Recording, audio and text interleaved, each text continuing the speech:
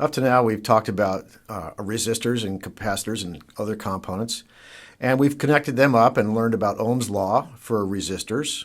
And we've learned some things about series resistors, like we show here. The idea of Kirchhoff's laws, these are basically common sense laws that we can derive from looking at simple circuits. And in this video, we're gonna work out Kirchhoff's current law. Let's take a look at these series resistors here. There's a connection point right there, and that's called a node, a junction. And one of the things we know is that when we put current through this, let's say we put a current through here.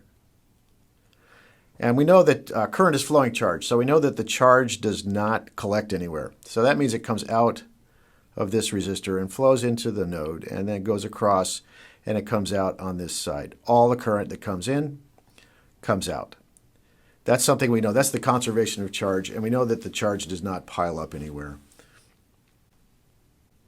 We'll call this current I1, and we'll call this current I2.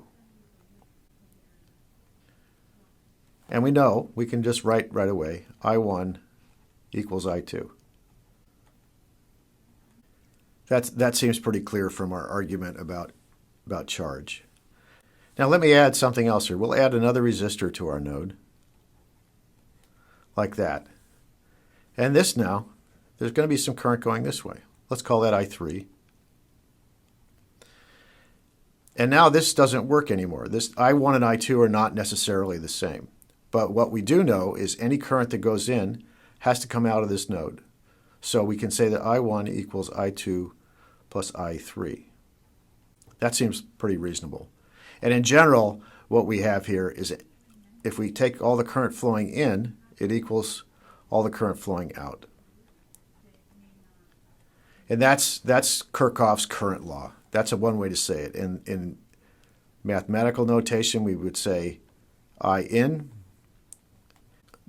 the summation of currents going in, this is the summation sign, is the summation of I out. That's one expression of Kirchhoff's current law. So now I want to generalize. I want to generalize this a little bit. Let's say we have a node and we have some wires going into it. Here's some wires connected up to a node. And there's current going into each one. I'm going to define the current arrows. This looks a little odd, but it's okay to do. All going in. And what Kirchhoff's current law says is that the sum of the currents going into that node has to be equal to 0. Let's work out how that works. Let's say this is 1 amp, and this is 1 amp, and this is 1 amp. And the question is, what is this one? What's that current there? If I use my Kirchhoff's current law expressed this way, it says that 1 plus 1 plus 1 plus I, whatever this I here, has to equal 0. And what that says is that I equals minus 3. So that says minus 3 amps flowing in is the same exact thing as plus 3 amps flowing out. So 1 amp, 1 amp, 1 amp comes in, 3 amperes flows out. Another way we could do it, equally valid, this is just 3 ways to say exactly the same thing. I have a bunch of wires going to a junction like this. And this time I define the currents going out. Let's say I define them all going out. And the same thing works. Sum of the currents, this time going out, I'll go back over here, I'll write in, all the currents going in. That has to equal 0 as well. And you can do the same exercise. If I make all these 1 amp and ask, what is this one here? What is I here?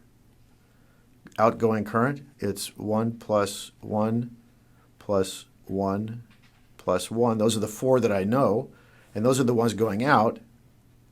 So what's the last one going out? It has to equal 0. The last one has to be minus 4 equals 0. So this is a current of minus 4 amperes. So that's the idea of Kirchhoff's current law. It's basically we reason through it from first principles because everything that comes in has to leave by some route. And when we talked about it that way, we ended up with this expression for Kirchhoff's current law. And we can come up with a slightly smaller mathematical expression if we say, let's define all the currents to be pointing in. Some of them may turn out to be negative, but then that's another way to write Kirchhoff's current law. And in the same way, if we define all the currents going out, and you actually have your choice of any of these three, anytime you want to use these, if we define them all going out, this is Kirchhoff's current law. And we'll use this all the time when we do circuit analysis.